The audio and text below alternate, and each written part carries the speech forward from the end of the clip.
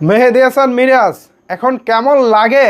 জনগণ গ্যালারি থেকে ভুয়া ভুয়া বলে স্লোগান দিচ্ছে, শুনতে কি খুব ভালো লাগতেছে?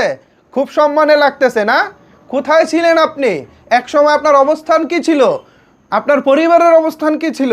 এই ক্রিকেট খেলে এই দর্শকদের ভালোবাসায় আজকে আঙ্গুল ফুলে কলা গাছ হয়েছে, পকেটে টাকা ভারী হয়েছে।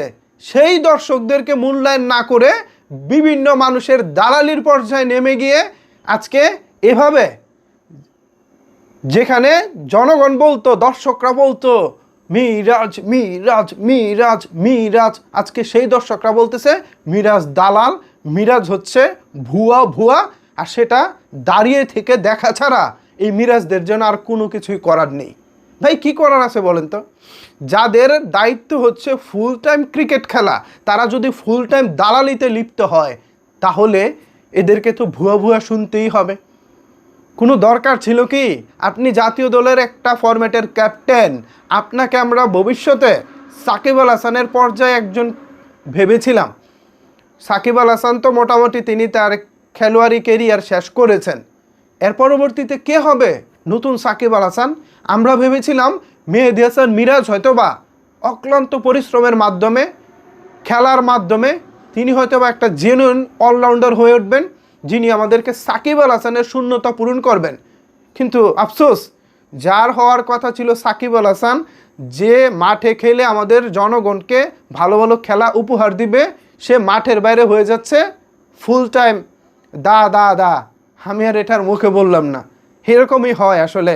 জনবিচ্ছিন্ন হয়ে গেলে, দর্শকদের কাছ থেকে বের হয়ে গেলে এরকমই হয়। কোনো একজন ভাইকে খুশি করতে, কোনো একজন এজেন্টাকে খুশি করতে, কোনো একটা সিন্ডিকেটকে খুশি করতে, যেভাবে আপনারা গত কয়েকদিন সংবাদ সম্মেলন থেকে শুরু করে নানা রকমের নোংরামি করেছেন, এরপর দর্শকদেরকে পর্যন্ত তুচ্ছ-তাচ্ছিল্য করেছিলেন আপনারা, সেই দর্শকরা এখন আপনাদের প্রাপ্য সম্মান সেই গ্যালারি থেকেই বুঝিয়ে দিচ্ছে।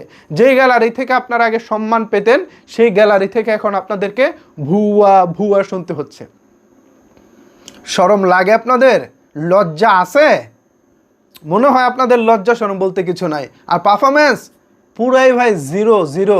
আপনারা তো প্রত্যেক ম্যাচে আন্ডা মারেন, অথচ অ্যাটিটিউড দেখলে মনে হয় 100। অ্যাটিটিউড ভাবসাবে 100-এ 100, আর পারফরমেন্সে গোল্লা 0-0-0। তো এইসব মানে ক্রিকেটাররা আসলে কি বলবো, কিছু বলার আছে কি? লজ্জা করেন এদের? আপনার কি মনে হয় ভিউয়ার্স, আপনাদের কি মনে হয় আসলে এদের কি লজ্জা করে? আমার কেন জানি মনে হয় লজ্জা শরম যে জিনিসটা থাকার কথা, এদের এই লজ্জা শরমটা নাই। এরপরও দেখবেন কয়েকদিন পর আবার এই চামচামিতে লিপ্ত হয়ে যাবে, কোনো না কোনো দালালিতে লিপ্ত হয়ে যাবে। অথচ এদেরকে আমরা খেলার মাঠে দেখতে চাই। খেলায় ভালো খেলবে, দেশকে তারা গৌরবময় অর্জন উপহার দিবে, বৈশ্বিক কোনো টুর্নামেন্ট এনে বুক চিতিয়ে সংবাদ সম্মেলন করবে। ভাই টুর্নামেন্টটা পাশে রেখে, হতে পারে সেটা ওয়ানডে বিশ্বকাপের, হতে পারে টি-20 বিশ্বকাপের, হতে পারে চ্যাম্পিয়ন্স ট্রফি, হতে পারে সেটা টেস্ট চ্যাম্পিয়নশিপের ট্রফি বা এশিয়া কাপের ট্রফি, বিভিন্ন যে বৈশ্বিক টুর্নামেন্টের যে ট্রফি আছে, সেই ট্রফিগুলো পাশে নিয়ে তারা সংবাদ সম্মেলন করবে। অথচ তা না, তারা করে দালালি নিয়ে সংবাদ সম্মেলন। এখন কেমন লাগে? ভালো লাগে তো? ভিউয়ার্স কী ভাবছেন এই বিষয়ে আপনাদের মতামতকে জানাতে পারেন নিচের কমেন্টস বক্সে। ধন্যবাদ সবাইকে এতক্ষণ আমার সাথে থাকার জন্য।